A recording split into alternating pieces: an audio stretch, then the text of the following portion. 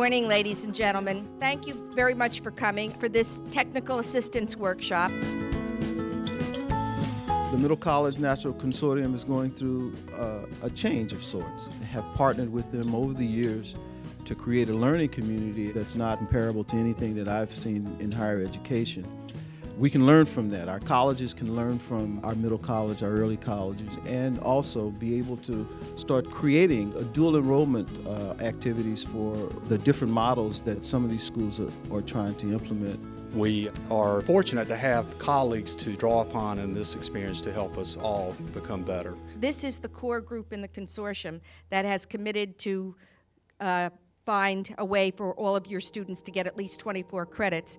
I'd like you to consider right now the national scene that is obsessed with college completion, college readiness. It is at this moment a wide open scene in terms of how to define college readiness. And so as you're looking at your data and what progress you've made in having more kids complete more college credits, I want you to think about what is it that we can take from all that you're doing and our own learnings to start to teach the people around us in our local communities, in our districts, in our states, and nationally.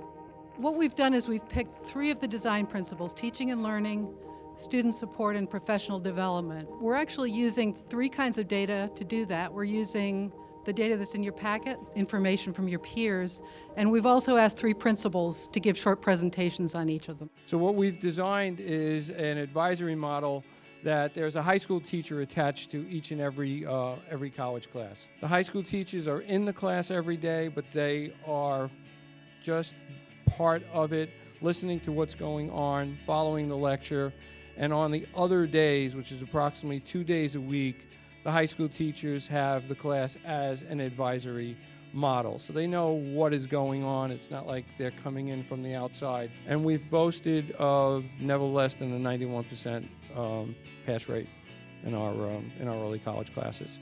We know that dual enrollment is college readiness. We know when our students complete college classes and they've got a bucket of dual enrolled classes, college classes, they're college ready.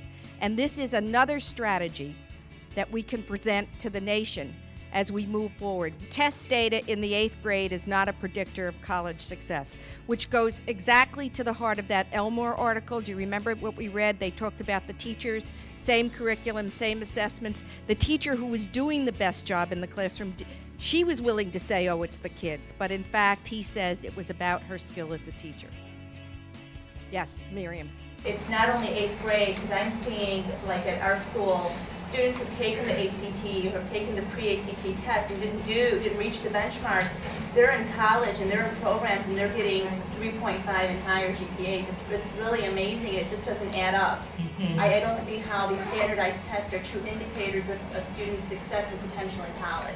Let me just share some statistics. Of our senior class, our first senior class last year, 96% of those seniors graduated within the 4 years.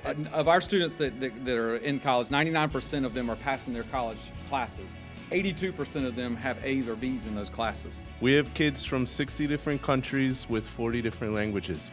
80% of our kids will be the first ones in their family to go to college. We are also in the top 200 high schools in the nation, according to U.S. News & World Report. We have a 99% graduation from high school rate. Trust is an issue when you try and force change. And what we've been doing is taking the peer review process here and implementing it with a process that you'll hear more about when we go through the Elmore article, which is the rounds process. And Texas has implemented among its early colleges a rounds model. And so what we have done is broken teachers, 14 teachers, into 4 professional development teams, and they are doing rounds on one another over the course of the year's time. So what happens is that 4 times a year, each group will kind of prepare what they want to be seen in the classroom.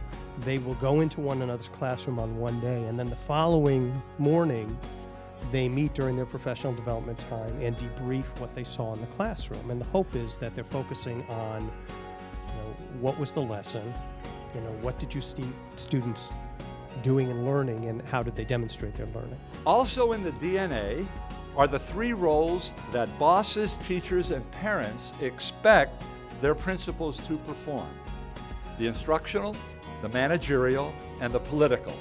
These overlapping and competing roles create a fundamental dilemma of identity. Am I a manager? Am I a politician? Am I an instructional leader?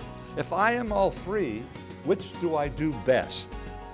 Which is really hard for me? Which do I need to do more, and which do I need to do less? Reconciling the conflicting demands of these overlapping roles is the perpetual task that principals face openly and often wrestle with silently. So bottom line is that we have a long way to go.